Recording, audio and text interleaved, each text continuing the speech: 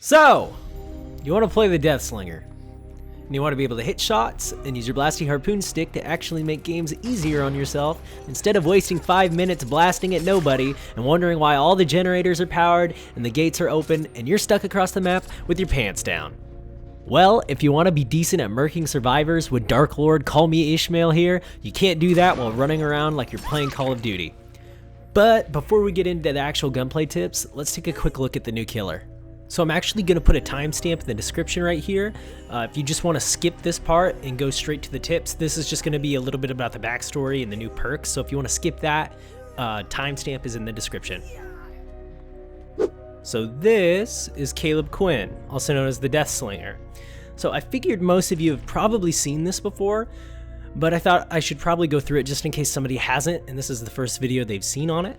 So he was born in the dust-ridden Badlands of the American Midwest. Caleb Quinn was son to struggling Irish immigrants. On the edge of the frontier, sickness, famine, and death were common sights, and pioneers contended for whatever scraps they could claim while tycoons feasted. Caleb's father, once an engineer, had few options to ply his trade, as businesses posted a common sign: "No Irish need apply." His antiquated tools laid untouched for years until Caleb uncovered them. Noticing his son's interest in the trade, he gifted him his old wrench.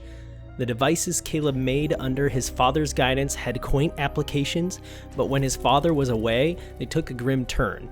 He hid plans for a mask that would gouge barbed needles into humans' eyes and rip them from their sockets, complete with the sketches of them fitted on the boys who bullied him. So that's interesting. Basically, he's a kid with a gun now.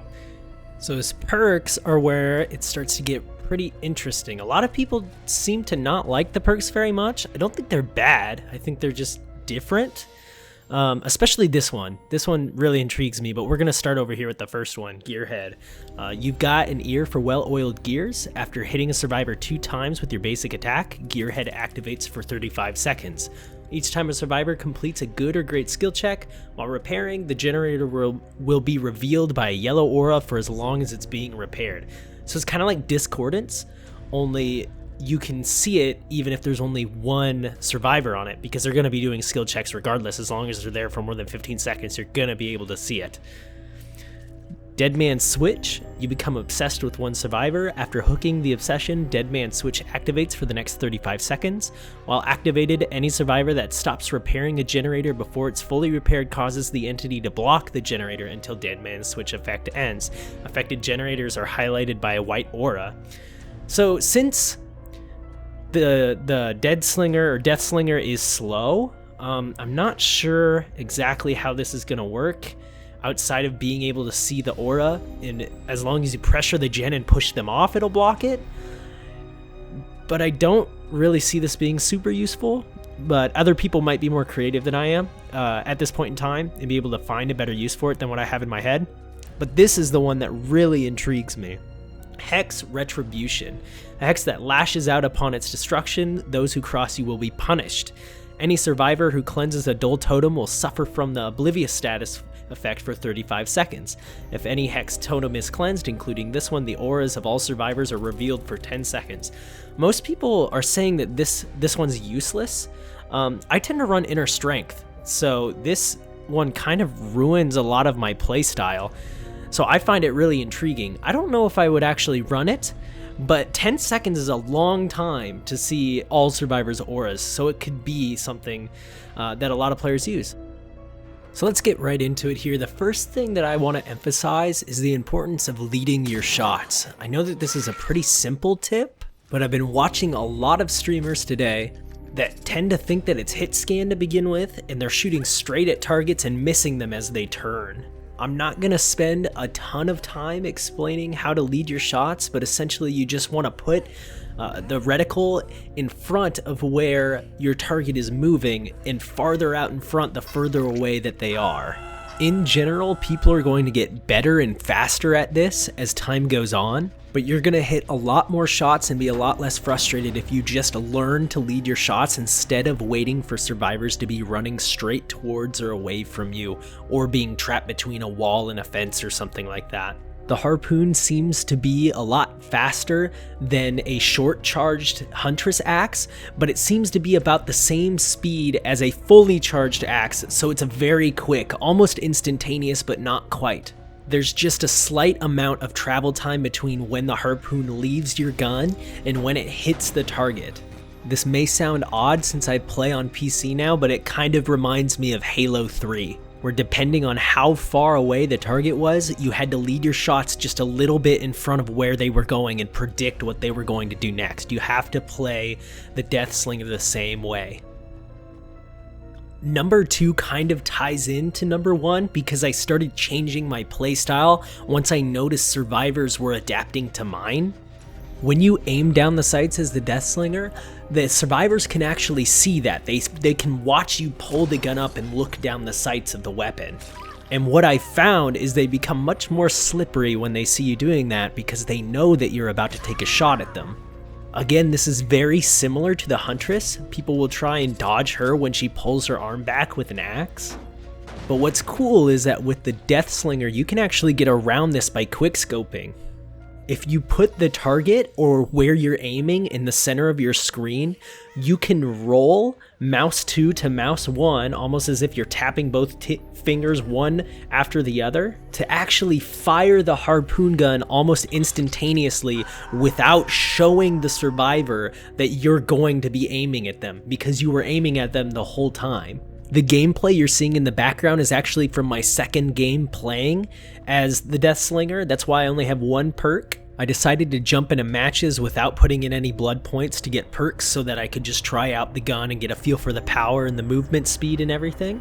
But in that gameplay, you'll see that barring special cases, I'm quickscoping most of the time so that they can't react to when I'm gonna shoot. In all honesty, I think this is the only part of the Deathslinger that's superior to the Huntress. If you have good aim and understand the travel speed of the harpoon, you can basically shoot any time without the survivor knowing that you're about to.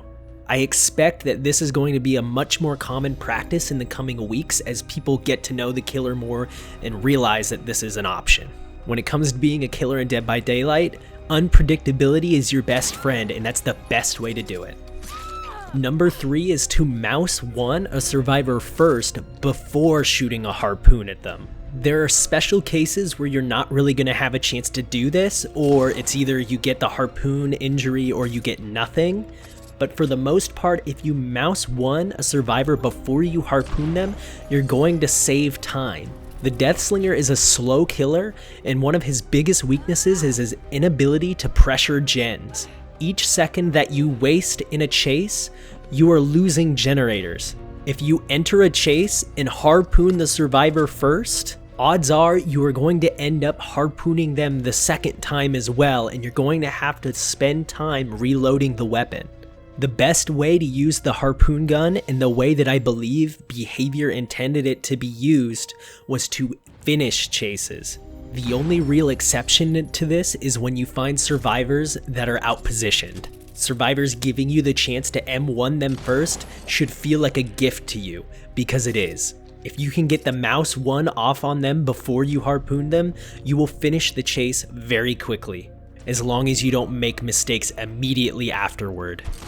And speaking of not making mistakes, that's where number 4 comes in, and that's shooting a harpoon over pallets is useless if it's a safe loop, but only if the survivor is injured. If the survivor's injured and it's a safe loop, you're not going to be able to do anything to them. Right about now, I'm going to be putting gameplay on the screen of the exact moment in my very first game as the Deathslinger where I learned this lesson. I caught the survivor in the house. She dropped the pallet on me. She was already injured. She attempted to flashlight me, but I shot through it and hit her. By the way, extra tip, flashlights don't stop your harpoons. Even though I had harpooned her, I couldn't walk her around the loop to be able to hit her, so essentially all I did was waste my own time that I could have either gone around the pallet and continued the chase, or broken the pallet and continued. Small decisions like this are going to add up over time, and it'll just end up giving survivors more time on generators. If you don't have a feel for when you should break a pallet or go around a pallet, or when you should fire at a survivor, you're going to end up shooting yourself in the foot. And number 5, the last tip that I have for you is that if you break your own chain with right click, you do not injure an uninjured survivor. This is just something to keep in mind because there's going to be plenty of times where you harpoon someone and you realize that you've made the wrong choice. If the survivor is uninjured, then you should continue all the way to the stun and just let it stun you so that you can get the injure on them. If they're already injured, you have a choice to make. You can either let it go all the way to the stun so that you can mangle them, or you can break it off early so that you can continue doing what you need to do. And that's it for my tips. Understand that all of these are from my personal experience, and they are subject to change as the killer evolves throughout Dead by Daylight's lifespan. But as of the PTB, when Deathslinger was introduced, this is the way that the killer plays. If you found any of these tips helpful, I would really appreciate if you gave the video a like and possibly subscribed if you want to see more content from me. This isn't the only kind of content I make on Dead by Daylight. I make plenty of different kinds of stuff. I also stream on Twitch at twitch.tv/MrRenner if you ever want to catch up on a stream. And as we go, I have a few closing thoughts. I think that this killer's kind of weak. I think that the Huntress is probably a better choice than the Deathslinger. I think that a killer like this is really hard to balance, and that's probably the reason. I think he's just too slow, and he doesn't have the ability to pressure generators. That being said, I think he's the best killer that Behavior has produced yet. The animations are sick, the sounds are sick, the music that plays when he's chasing you is awesome. Shooting the gun feels so satisfying. At the end of the day, the point of this game is to have fun, and this killer is loads of fun.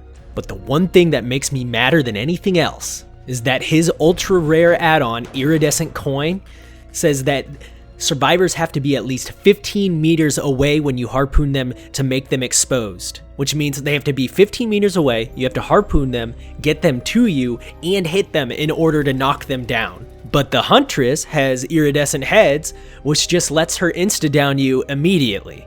That's the one thing that doesn't make sense to me. That's the one complaint I have. Iridescent heads on the Huntress is ridiculous. You might as well make it ridiculous on the Deathslinger as well. Just give him slugs. He shoots you, you're down. People will complain about it. It'll be hilarious and awesome.